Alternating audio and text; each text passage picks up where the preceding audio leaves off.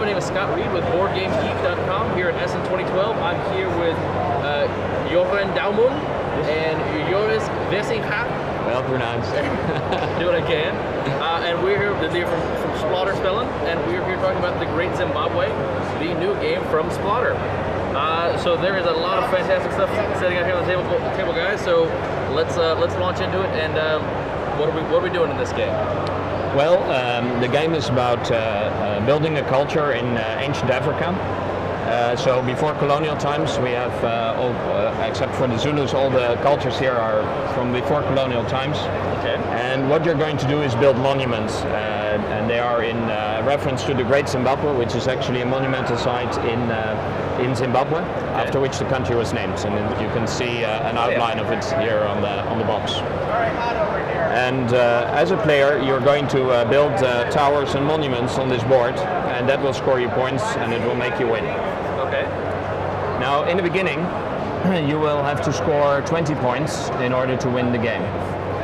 And one of the core concepts of the game is that can change as the game is going on. And because every capability that you want to have, and there's lots of capabilities, there's gods that you can choose, there are specialists that you can take, and there are all kinds of craftsmen that you can take. Every time you take a card, you gain capabilities, but for each capability that you gain, victory point total goes up. Victory point total goes up. Gotcha. So you can be very, very strong in the game, and be able to do lots of things, but you will have a difficult time to win. Or you can be very, very weak in the game, be kind of the underdog, but you have a better chance of winning. Nice, nice. So sort of a little bit reminiscent of the powers from not antiquity, from. In antiquity we have antiquity we have exactly. Yeah, where you could choose the big one, but you had to fulfill two. Exactly. Right. And there's another parallel with antiquity here because there is gods. There's 12 of them in total in the game. And each time that you play, you will only get 8 of them in the game. Okay. Each god gives you special abilities, and they are different for each one. And the play style for each god is completely different. Yeah, thanks. But it's a god of drunks, so it's okay. So it was correct. So, and each player can choose only one god in the course of the game. So when you start, you can choose it in the first round or in the last round or whenever you want. You can even not choose a god at all.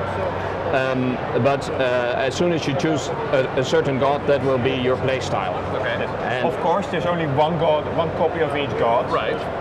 So the one who gets it first. Right. The one who gets it first is the one who's going to have it for the play. Gotcha.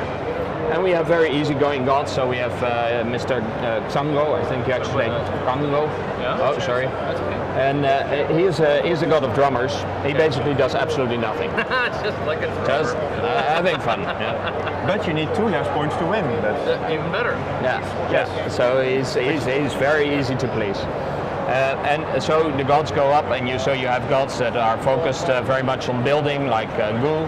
If you play Gu, you can build a lot on or you can play Elegua, who's very much focused on being the turn order and being always the first to do something. Or you can have Engai, who's focused on making lots of money.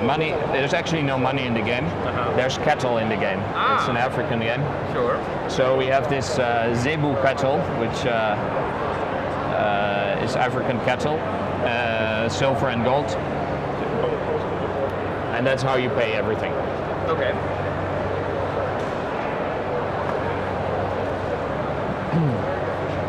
So, if you look at the game, it's played in phases, and there's 4 phases in your outline of play. Where the first one is determining the turn order. The second one is where everything basically happens. Then you get some money, and in phase 4 you check if you've won the game. Okay. If no one has. Hopefully you get a lot of money in phase 3, of course, but not everybody does.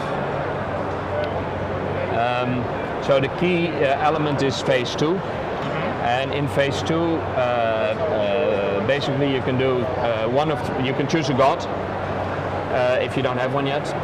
If you don't want to choose a god, you can take one of the specialists. The specialists function a little bit like the gods, but you can have more than one of them. But you can only take one per turn. Okay. And again, they give you all kinds of special ability focused on building, focused on transport, focused on making more monuments, focused on getting money. But they also take up victory space. The specialists are kind of a sort of mini gods. Right. The biggest difference is that to use a specialist, you have to pay him. Okay. He needs cattle to work. I got you. So you're paying these, but these are also. Do you keep these round around, or these go back to the You pool? keep them round around. Keep them round around. And somebody can buy them from you by paying the cost. No, it's No. only your own ability. And so you can only pay it yourself, but at the end of the turn you get the money back again. So it's only locked in for the turn. In many cases, like with the specialist, if you pay, you don't pay to the bank, but you pay to the card. Okay. The money remains on the card, and in the revenue phase you get it back. Okay. So in this case, this is for instance a rain ceremony. On this map, what will be important is all the logistics on the map. And so normally you can move 3 steps from any spot that you are. So for instance, if I place an ivory carver here, it can move 3 steps to reach this piece of ivory, like 1, 2, 1, 2. If there's water, it counts as one big area. And so if I want to reach this one, I could use this rain ceremony, place some extra water here, and now with 1, 2, 3, I could get there. Right.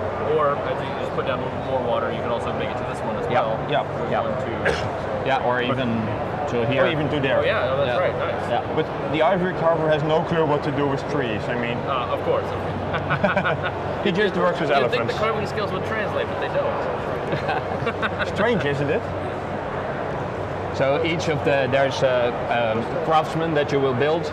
So you can build 4 colors of craftsmen. There's wood, there's clay, earthenwork, and there's ivory work. Okay. And then there's diamonds. The diamonds, however, are very expensive to build. They tend to come in later in the game.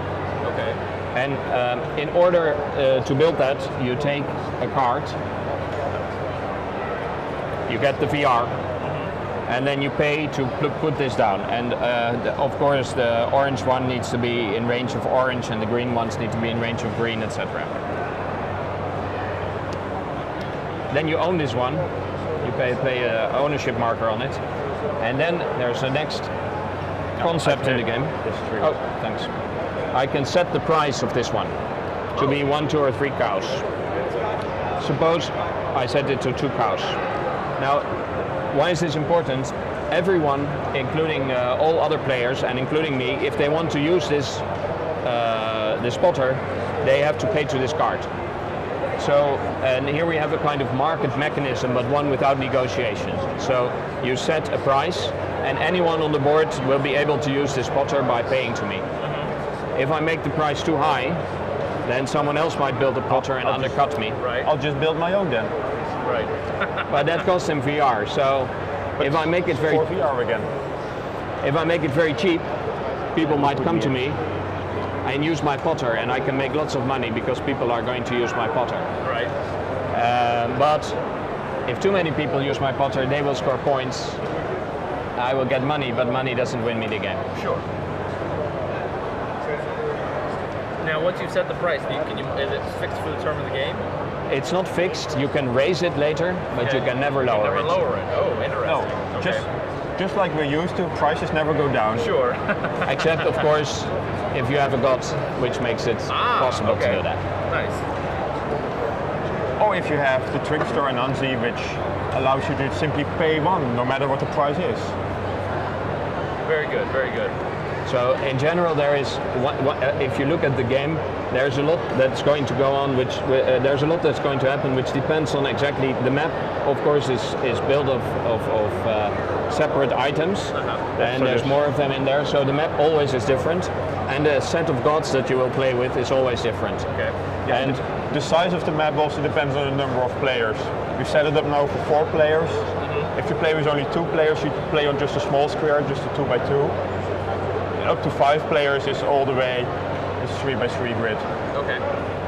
So if you have, for each game that you will have a different set of where the water is, where the goods are, how the land lies, and even how many goods there are. It might be that in a game there's no ivory resources on the board, or only very little. So the ivory set will be very hard to build anything with. And different gods. And because of this, every game, more so than in many of our many other games that we've made, the optimal strategy in every game is very different, because it depends so much on what is available this time. Because some gods are countered by another, but then that counter may not be available, or it may not make sense on the map. And for that reason, the game is can keep surprising you, which I personally enjoy a lot. It still keeps surprising us even. After how long did we spend? Over 2 years. We spent 2 years. We spent 2 years on developing. Yeah. So many people already played it last year in Essen when we had just a prototype, but now we have the final artwork. So now, what do these end up doing? Yes. So with all these craftsmen, what do you do with all these craftsmen? Well, you use the craftsmen that are on the board to raise your monuments. So building the first monument just takes a turn, but it's free. It's for free. But raising them, making them higher, requires goods. Raising them by one requires one type of goods, one color. Raising them to the second level requires two, 3, 4, etc. You can go up to 5, which will already score you 21 points. So. And 5 is going to require diamond because that's the... Absolutely, yeah. Exactly. All the goods that you sacrifice to the gods to raise your monument have to be different. Right. Yeah. Of course, unless you have a god. Unless you're there's always there's a god for that. There's a god for everything. Yes. Almost. Unfortunately, you have to choose. You can install the god app on your Zimbabwe phone, and you can do whatever you like. Yes. Now, once you are using a craftsman, this thing here comes in and it uses up the resource of that craftsman. Okay. So for the rest of that turn, and for until all players have taken their turn, that thing can no longer be used. Okay. Of course, there's a god for that too. Right. So this means that turn order is... Pause a moment. Okay. The sound is so loud that it overplays the microphones. Now they're going to tell us somebody's car is being towed. Yeah, something like this. Yeah. Or you can, there's an auction for some game.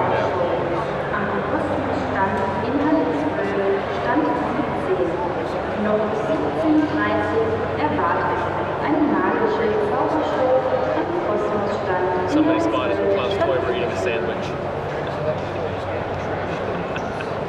Okay, now back to it again. All right, so that covers up the craftsman. So that covers up the craftsman. Yeah. And the resources that the craftsman the resource, yeah. And so some craftsmen, if they are well placed, they may have a second resource that they can use, because they can use everything within 3 steps of the craftsman. So you can place your craftsman in a smart location, or in a location where it can use only one good, which may, by the way, be smart sometimes. Right. Okay. For this reason, the turn order is extraordinarily important. And the turn order is determined in phase 1, and it's determined by giving a party. Basically, you see, you first place all these things here in the order of the most dominant player, with the most dominant player being the one who needs the most VR to win. So who needs the most points to win? Yeah. And so in this case, it's the Zulu. Well, and what they're going to do, these guys, these whole kings of these empires, they're going to give a party where basically everyone brings beer to the party, or brings cows to the party to roast. And you have to bring more cows than the other guys, or if you can't, then you have to sit down and you're no longer it. Okay. So the first player to do that is the Zulu, and he can bid 1 cow. I'll bid 1 cow. Yep. Then we have Mutapa Empire. And the Mutapa Empire now can choose either to bid 2 cows or more, or to sit down. So let's say he bids the 2 cows. And the cows are distributed over all the players. Yes, okay. Exactly. Yes. So after this phase, you will get these cows. So the first player to do this always gives a cow to himself. So it's kind of, I'm having a beer, but on my own. It's not always good to give a cow to yourself. You may want to sit back and see how many cows the other players drink, because they have to give one to you first. Sure. So if black doesn't want to play, he sits down, and that's it. Then red can go. Maybe he places 3. Now if green wants to stay in, now he has to provide another 4 cows. Right. And so on. So in this way there's a bidding war, but it's a bidding war which redistributes the money from the rich players to the players who don't want to go first. Gotcha. And in that way, the players who are really want to go first normally end up with less money than the players who are later in the game. So there is a kind of nice balancing act. I see. Yeah, and in this it's also typically it's nice to be first because you get a bit more money than the rest. But of course, that's only if you are powerful on the board and need many points to win. Right. And of course there's another god, which is the god of drunks. Right. He really likes parties and he just crashes it.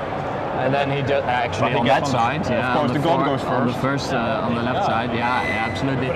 So he gets the first cow every time. I see.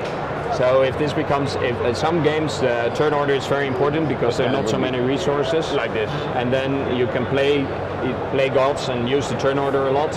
In other games there's lots of resources and the turn order may not be so important, and it's wiser to take another god.